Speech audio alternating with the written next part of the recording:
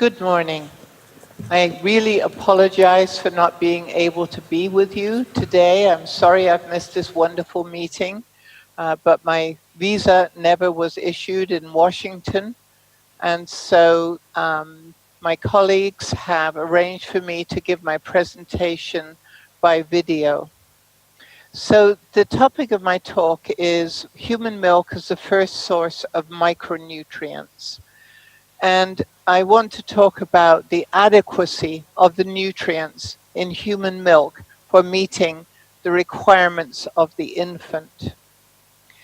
Before I do that, I just wanted to make sure that you understand that I do believe that human milk is the best food for infants during at least the first 6 months of life, followed by partial breastfeeding beyond that time. You can see here a long list of advantages for the infant, primarily immune function, reduced morbidity and mortality, the human milk oligosaccharides, the HMOs, which support a good microbiome in the infant intestine. There are growth factors in milk, bioactive factors, and then there are better outcomes such as reduced obesity and diabetes, better cognitive development. And theoretically, it supplies all the nutrients that the infant needs.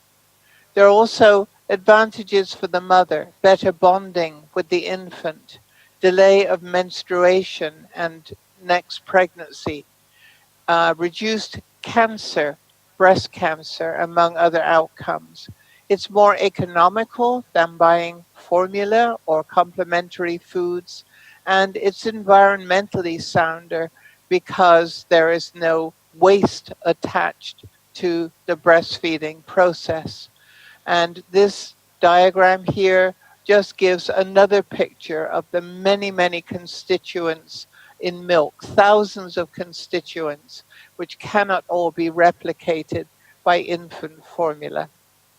So having made my position clear, I hope that I do support exclusive breastfeeding for young infants. I want to, however, add some caveats about the risk of some nutrients being low in the milk of some women in different situations, and how this means we have to take better care of lactating women. It's important to realize a couple of let me say, contextual issues around this period of life. One is the very, very small size of the infant's stomach during the first month of life.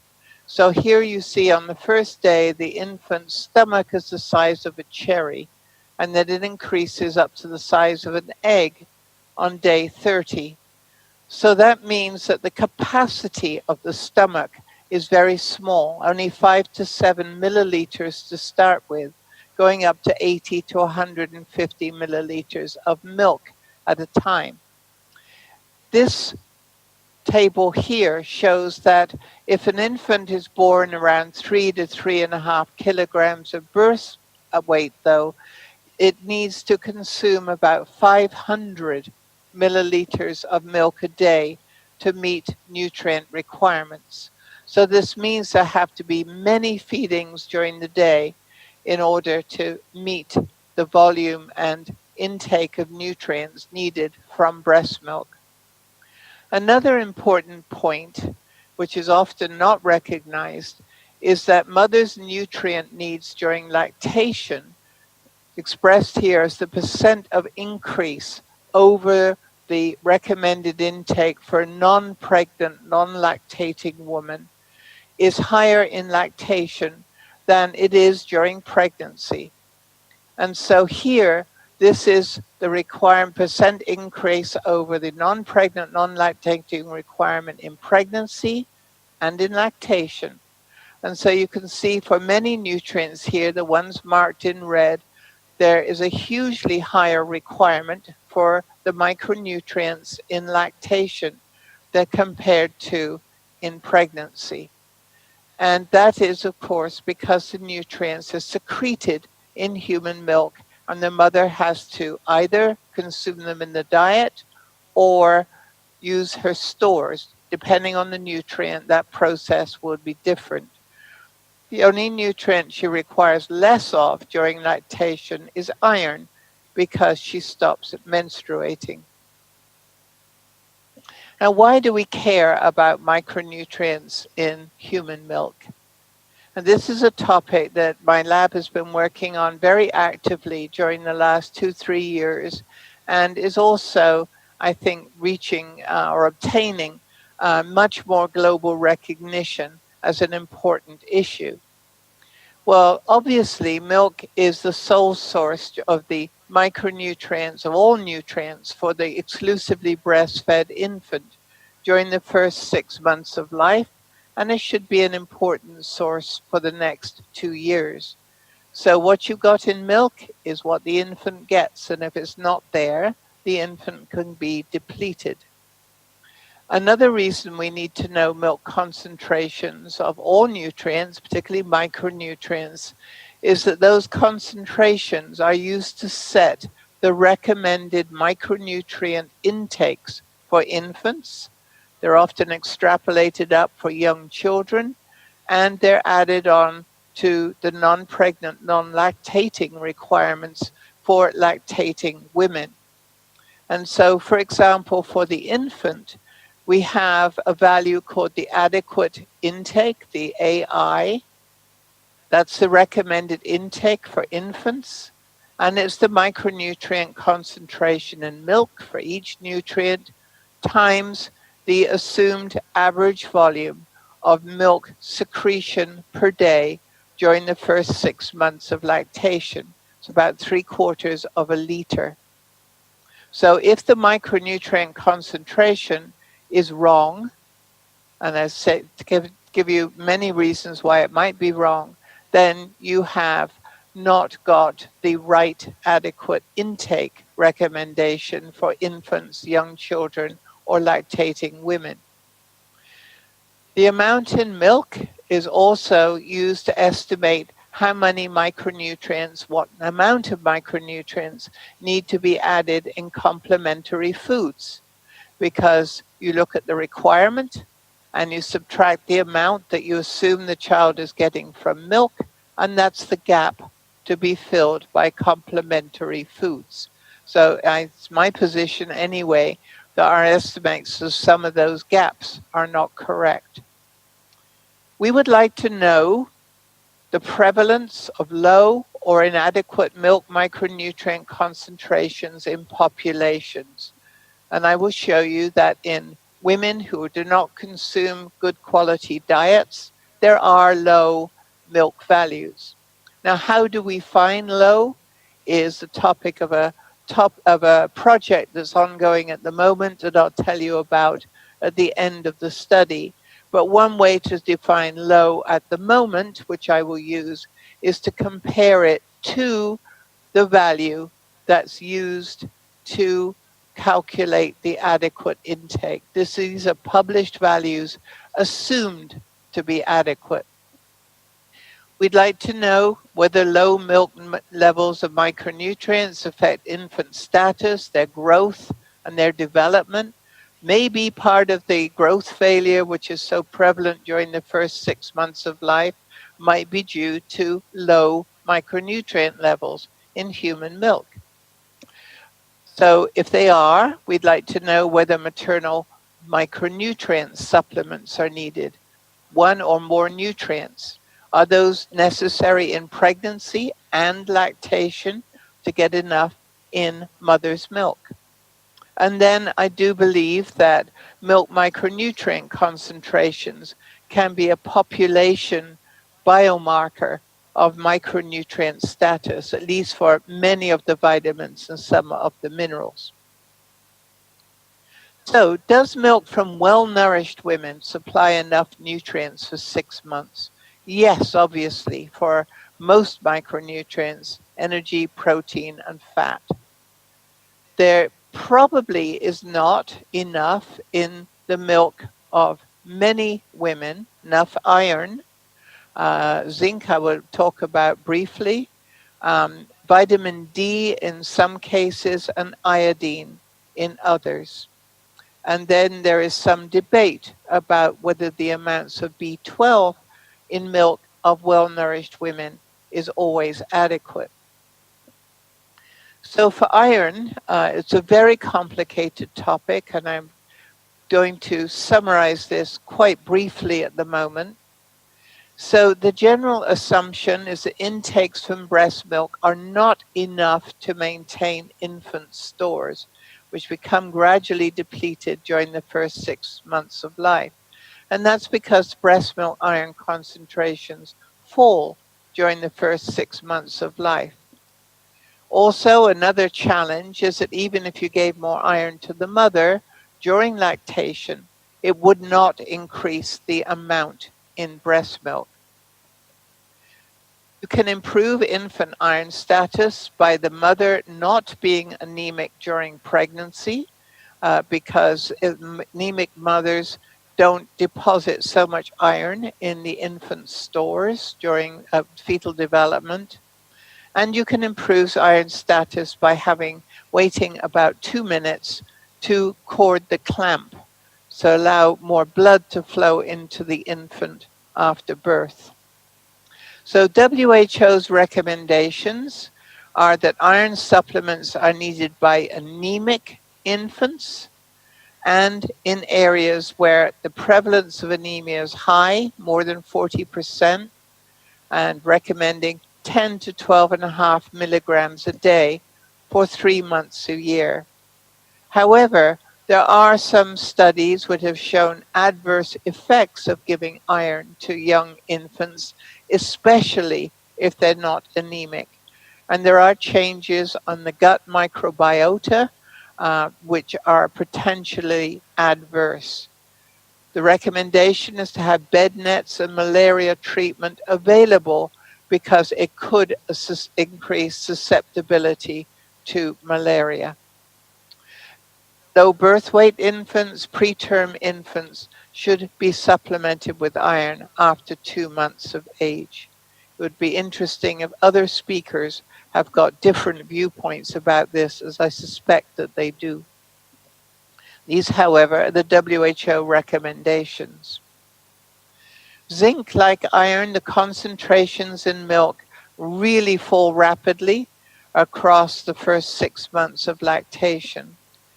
And the AI, adequate intake, assumes a milk concentration here at about 2.5 milligrams per liter, which is only reached in the first 5 weeks of lactation. And so you're sort of setting yourself up, we are setting ourselves up to say, well, the amount in milk is inadequate, but we are only looking at a short window to set the AI and a long one in which the milk values are lower than that. Um, in general, I think the assumption at the moment is it's not true that all infants need zinc supplements because the efficiency of absorption from zinc from human milk is high. There are small amounts of zinc in a food, absorption tends to be more efficient. Recommended zinc supplementation, perhaps helpful for low birth weight infants, for some deficient young children, it might increase growth, and it could reduce diarrhea, which is mostly how it's recommended by WHO for treatment in persistent diarrhea. Trials are ongoing in Laos and in Bangladesh, more zinc supplementation trials. It is my understanding, however, that particularly in the Laos trial, there were not really any benefits of supplemental zinc. So this is an ongoing discussion, controversy, and more studies are ongoing. Vitamin D, I'm going to mention. You all know that vitamin D deficiency causes rickets and abnormal bone mineralization. Not necessarily to this extreme extent, but you can have just less calcium deposited in the bones of infants who are vitamin D deficient.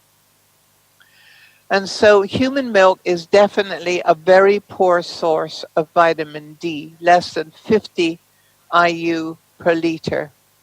And infants are born with very small amounts, and they have to depend on both breast milk and UV sunlight to become adequate in vitamin D stores. So this is the American Association of Pediatrics and many other groups as well. They recommend direct supplementation of infants starting in the early days of life. And the amounts that are recommended vary. 400 IUs a day if they're breastfed, none needed if you feed the child after weaning to formula or milk with vitamin D. If you expose the child 2 hours of sun a week with only face and hands exposed, or 30 minutes a week wearing only a diapers. We all know, however, that many infants don't get this amount of exposure to sunlight because they are wrapped very well by their mothers and or their caretakers, and they don't receive sunlight. There's been one study that shows if you give very high doses of vitamin D, 6,400 IUs a day, compared to the about 600 or 800 requirement, then the milk vitamin D will increase large enough so that there's no need for the infant to be given drops. And a problem with this recommending direct supplementation of infants is adherence to drops is quite poor. And one study showed that the mother would actually prefer taking supplements to increase the vitamin D in their milk. But what I'm showing you here is it takes very large amounts in order to be successful at doing that. There's more risk that the mother and the infant will be deficient and the milk will be low if they don't have sunlight exposure, UV exposure, skin is darker, urban populations, and if there's air pollution. And generally, we now recognize that vitamin D deficiency is very common globally because of these risk factors. This is the study with high-dose vitamin D by Hollis et al. In 2015. And this just shows you at 1 month, 4 months, and 7 months after the mother is given this high dose, 6,400 IUs, compared to a supplement of 400, which should meet her requirement and better, then the amounts in milk increase. No, sorry, this is amounts in the infant serum increase to very adequate levels if you give the vitamin D in large doses to the mother. Otherwise, they are not adequate. Iodine I mention because iodine status is often very independent of the general nutrition of the mother. If she is living in an area of endemic iodine deficiency, then her milk will be very low in iodine. And the levels in milk need to be 100 to 200 micrograms per liter. But iodine in milk is very sensitive to the status of the mother. So here you have extremely low levels compared to what levels should be in women with goiter, where the prevalence of goiter is high. And it then, if you have effective universal salt iodization programs, it goes up to over 90. But low iodine in breast milk is very common. And the current recommendation by WHO is to give a supplement of 250 micrograms a day to lactating women if they live in areas of moderate or severe iodine deficiency and the coverage of iodized salt is less than 50%. So among all the nutrients that I study in this period of life, I think these are some of the most dramatic examples of mothers with low intakes having very low milk concentrations. And this, of course, is at large risk to um, a normal infant development. Just a study in Switzerland where there's chronic moderate iodine deficiency in women, just showing that this is the urinary iodine in infants. This is the cutoff for deficiency. If they just are consuming breast milk and just a few complementary foods, this is the level, is deficient. If they get infant formula fortified with iodine and a little bit of breast milk, they're fine. If they get complementary foods with no breast milk or infant formula, but these are fortified, they're closer to being okay.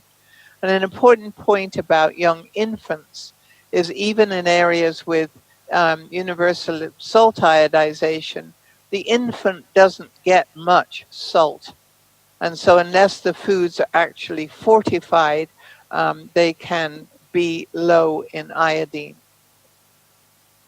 Vitamin B12, these are the only studies and a big review we just did where the vitamin B12 levels in milk postpartum have been measured longitudinally using valid and analytical methods.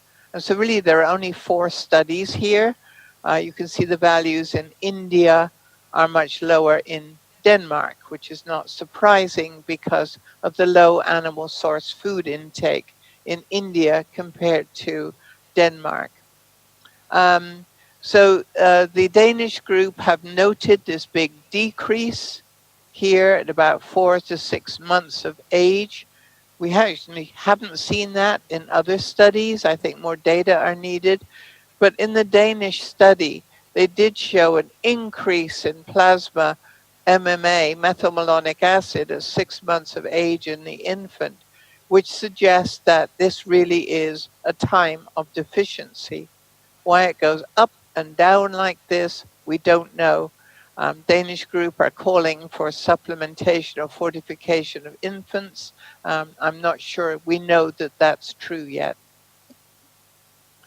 So why might breastfed infants be micronutrient deficient?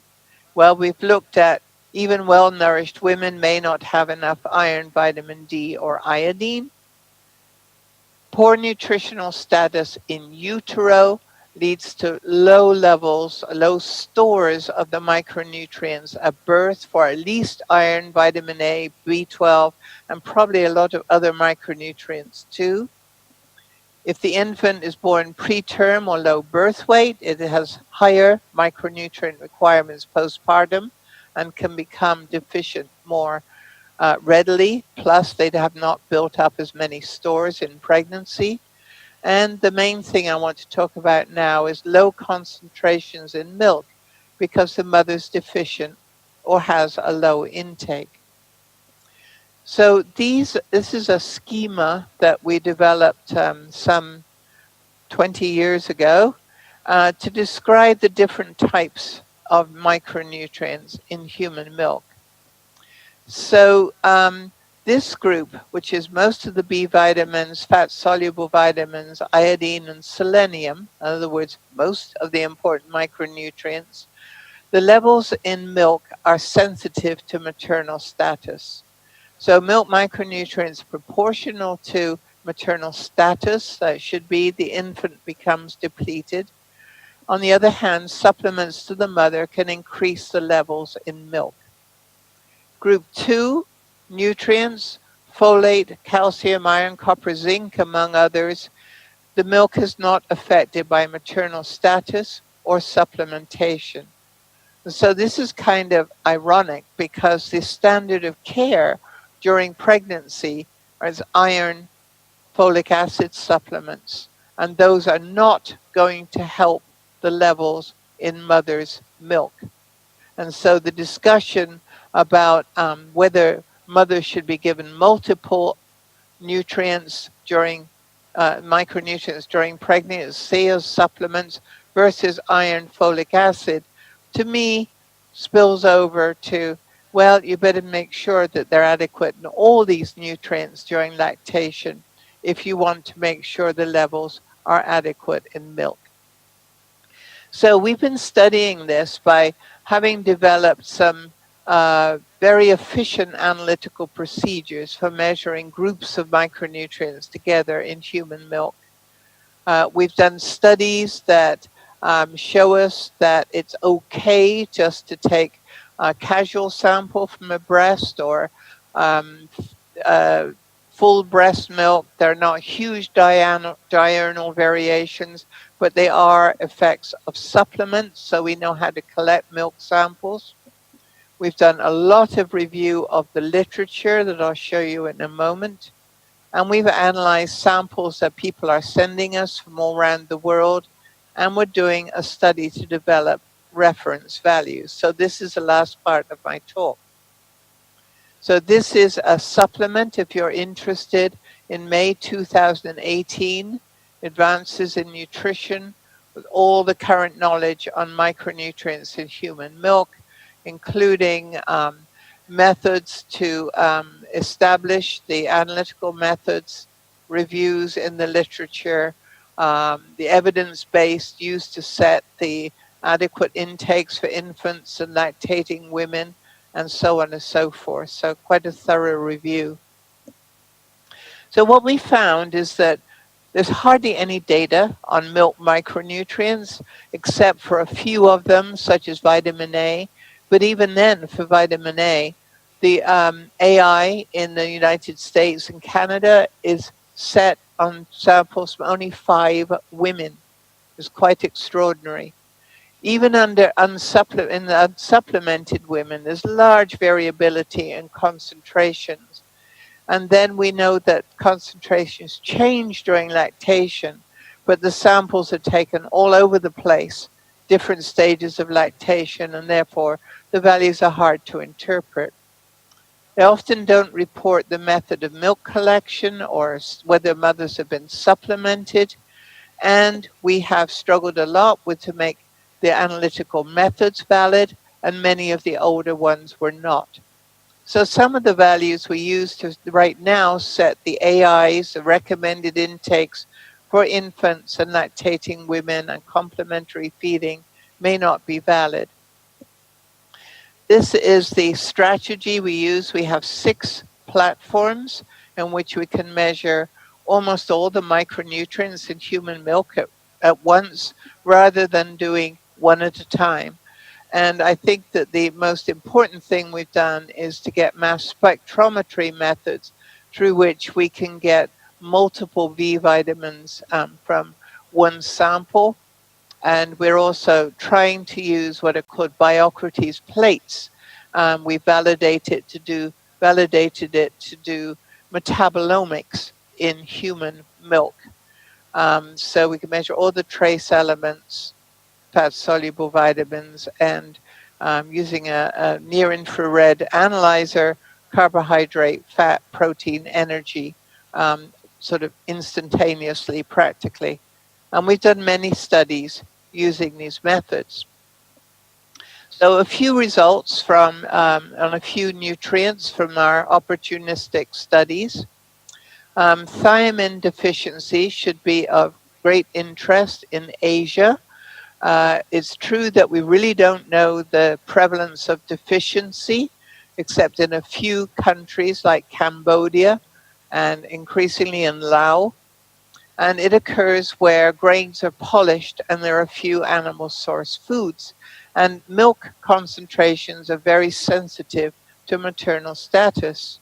So in the nationally representative Cambodia National Survey in 2017, about a third of mothers and infants were deficient at 6 to 12 months. It wasn't measured earlier. And giving high dose supplements to the mother for 5 days or fortified fish sauce increased the percent of the milk as a percent of the AI very substantially in both cases.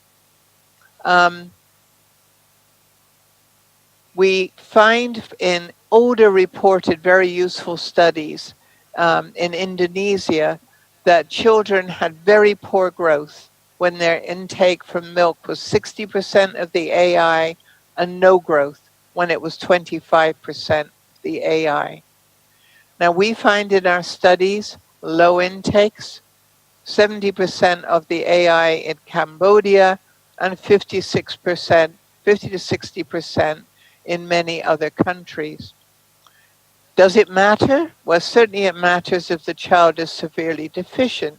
You get, of course, beriberi, peak mortality occurring at 3 months, slow growth. This is very well documented, and retarded cognitive and neurological development and visual alertness. So here are some of the results from the surveys that we've done.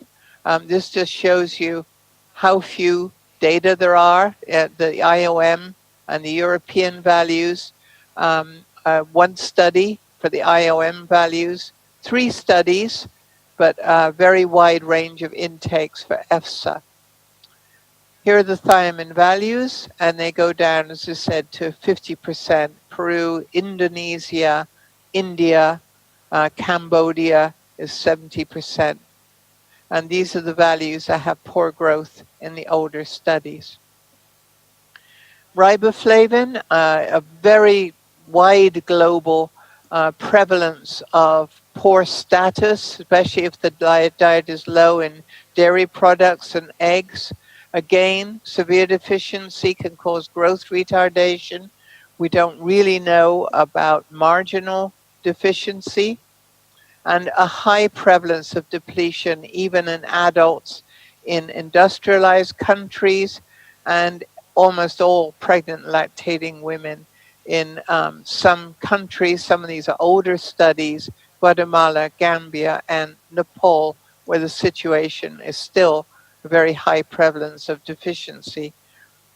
Milk is also very susceptible to maternal status, and we get only 10 to 20% of the AI adequate intake in Bangladesh, Kenya, Peru, Cambodia, Indonesia, and the Philippines. And here are the results of the riboflavin values. This is Davis.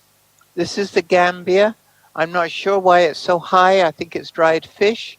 India, surprisingly good to me, but going way down. So Bangladesh has less than 10% of the adequate requirement given in breast milk. B6, a mystery vitamin in some way, hardly anything known, except there's now much higher interest in that starting to happen. We find it in California elderly, 30%, Egyptian mothers, and they had low milk B12, Finnish infants, just bits and pieces of information about poor status. But we do find this dramatically wide range of B6 in milk, with it being less than 60% of the AI in all these countries, including many in Asia. Startlingly, this high value is in Davis, and that's because most of the prenatal supplements given to pregnant women are high in vitamin B6. These women were not taking supplements in lactation, but it carried over from pregnancy. So I would be very worried about B6 status of infants in these countries. Niacin, again, we don't know about global prevalence of deficiency. You can theoretically make it from the amino acid tryptophan, but maybe in infants the requirement of tryptophan for protein synthesis is so high that there's not enough left to really go into milk. Low protein, starchy foods would increase the risk of deficiency. Deficiencies of other micronutrients could contribute to niacin depletion. We don't really know anything about the true situation, but I am sure that the AI is too high for niacin, because we find most countries, all of them, are way, this is 60%, way below the AI. And the AI for niacin was based on one study done something like 40 years ago. So this is interesting because there's now interest in nicotinamide niacin status being anti-inflammatory in the perinatal period. B12 deficiency, a major global problem. Here's the prevalence of deficiency in black bars and marginal status in open bars. And these are countries in Africa and Asia. And this is still the case in most of these countries because vitamin B12 is only found in animal source foods. So if you look at milk vitamin B12 levels, it does track the intake of animal source foods.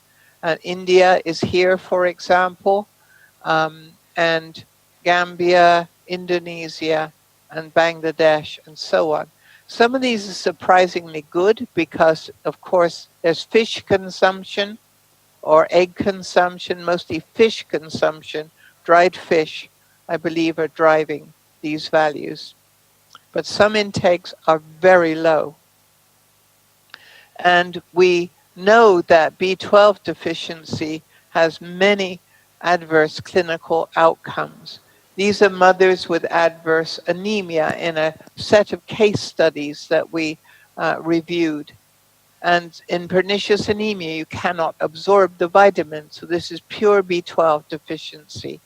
And the most astonishing reduction in weight, length, head circumference, the developmental delays, this is the percent of cases, and convulsions, cerebral atrophy, and so on.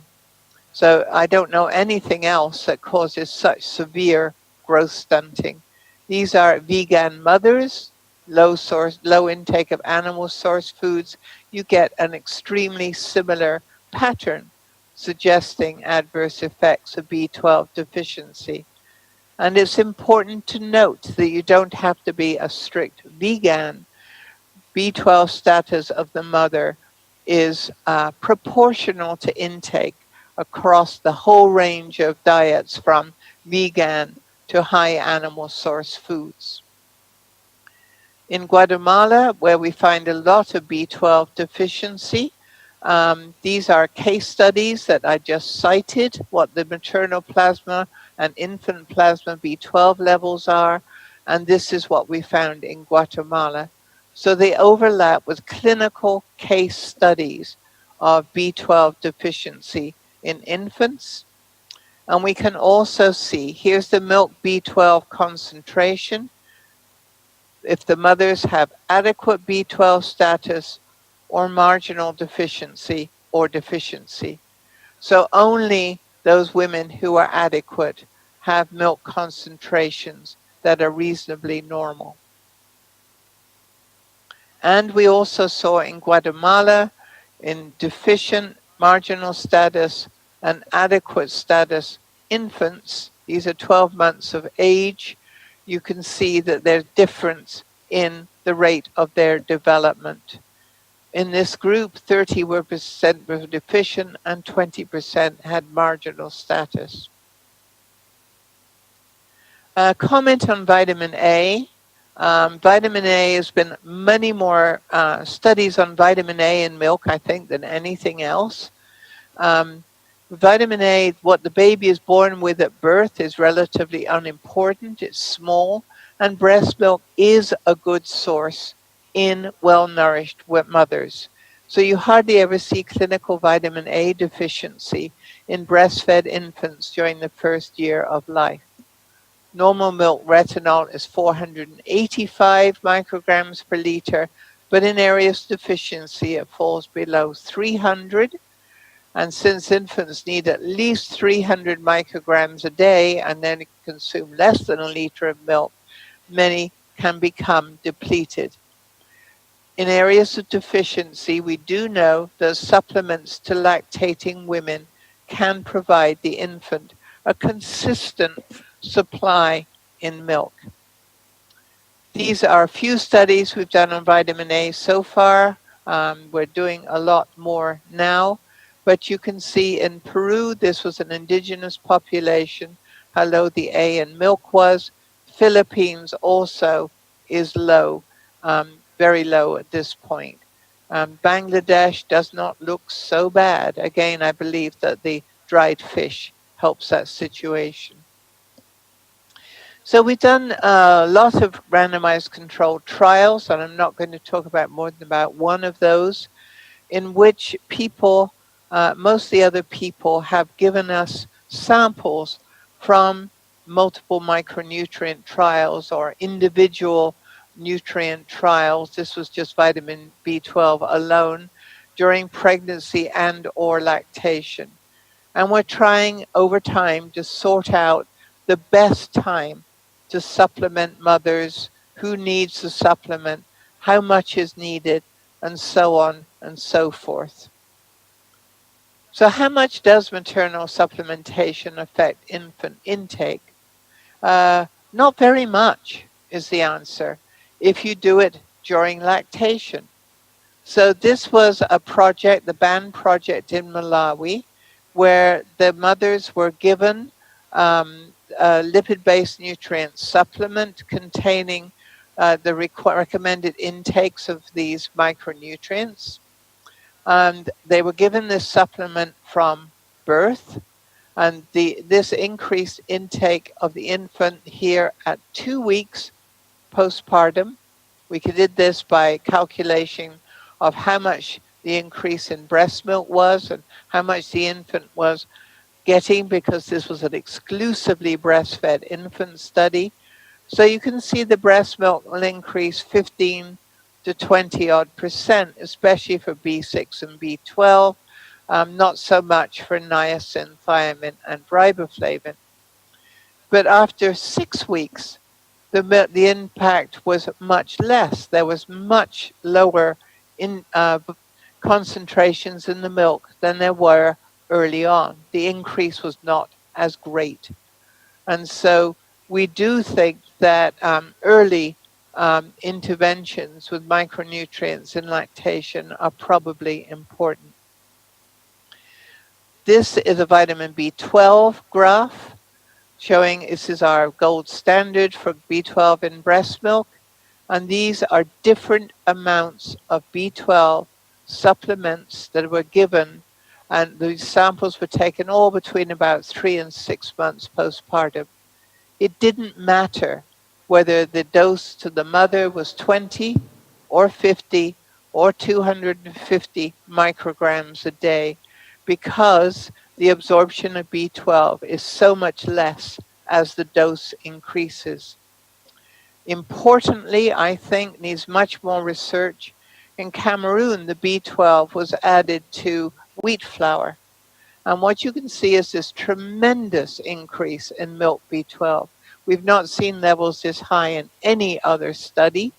And my theory is that because the mothers were consuming this flour multiple times a day, same as they might be, the infants might be consuming fortified foods, complementary food multiple times a day, it's much more effective. Finally, just a couple of slides on our mothers and infants lactation quality study.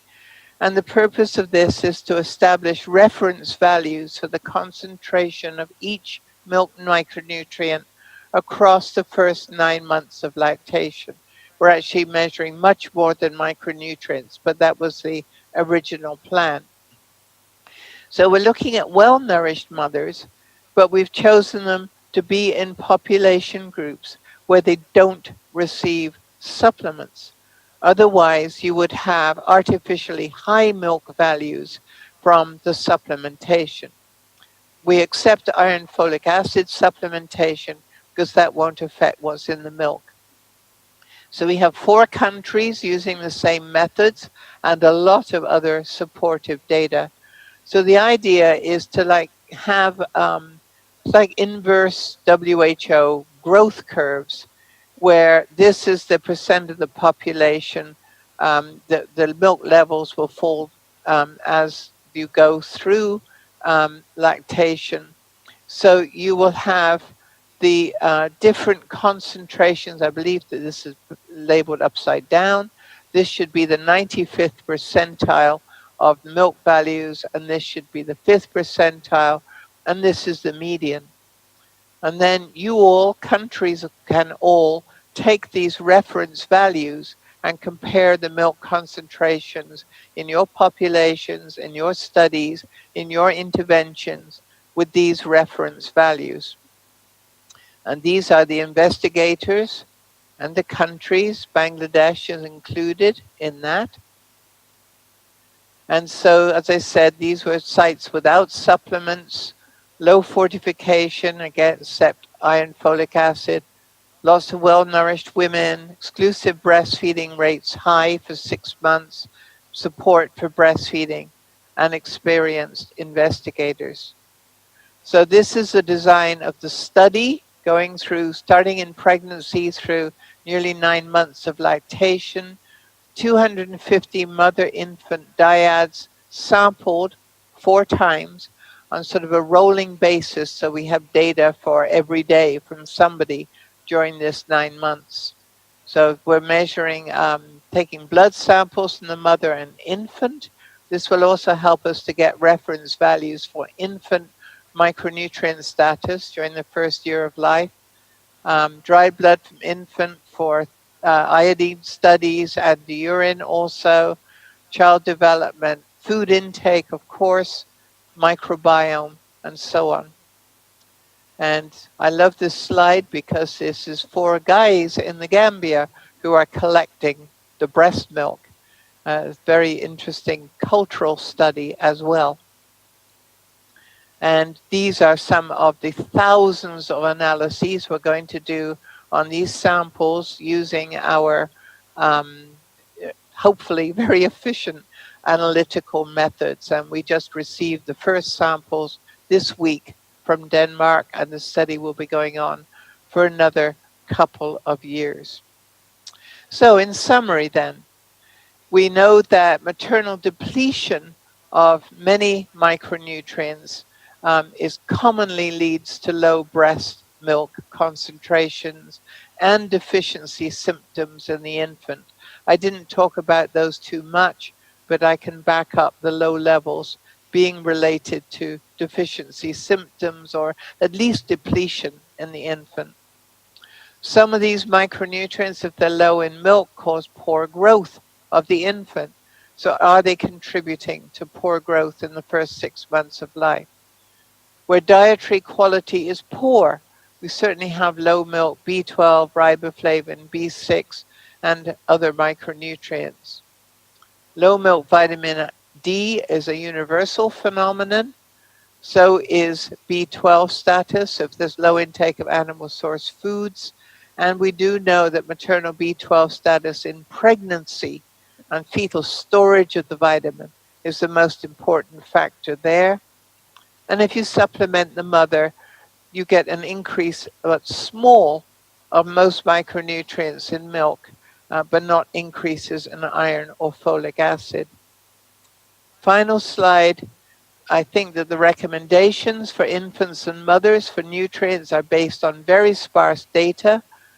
Now we have techniques to make us possible to compare milk concentrations across populations. So there are very low values in some population groups, but globally, we really don't know the prevalence of low values. We don't know much about the physiological effects of deficiencies on the infants, the effects on other milk constituents, the microbiome, and so on. We don't know the most effective ways to get the nutrients into milk. I think that probably fortification is probably the most effective approach. Preconception, during pregnancy, during lactation, the mother will get it all those stages of life. And finally, once we have reference values for milk nutrients and for maternal and infant status biomarkers, we'll be able to tell really whether the milk micronutrient deficiencies are very prevalent, very important, whether they respond to interventions, and whether they can actually be used as biomarkers to understand the prevalence of multiple micronutrient deficiencies in different environments. We need to raise awareness about this issue, but it has to be done without reducing the prevalence of breastfeeding. It means that we should focus on the mother's nutrition during lactation. WHO is still kind of a bit iffy about multiple micronutrient supplementation in pregnancy, but I think that it would be very beneficial to improve milk micronutrients. Do we need infant supplements in some situations? Not really clear at this point, but I'm guessing we probably do. And then if we have better intake recommendations, this may change the estimates of nutrient gaps, formulation of complementary foods, and requirements of infants and young children. With that, I'd like to acknowledge that there is a nation full of collaborators in our milk research projects here at the Western Human Nutrition Research Center. Most of the studies are done by others who send us samples. The writing in red are our investigators in the milk study, including Kim Michelson, who is with you. And we are supported predominantly in this work by the Bill and Melinda Gates Foundation and the USDA Agricultural Research Service. And with that, I thank you. I hope that you will include lactation as an area of nutrition concern more than it has been addressed in the past. Thank you very much.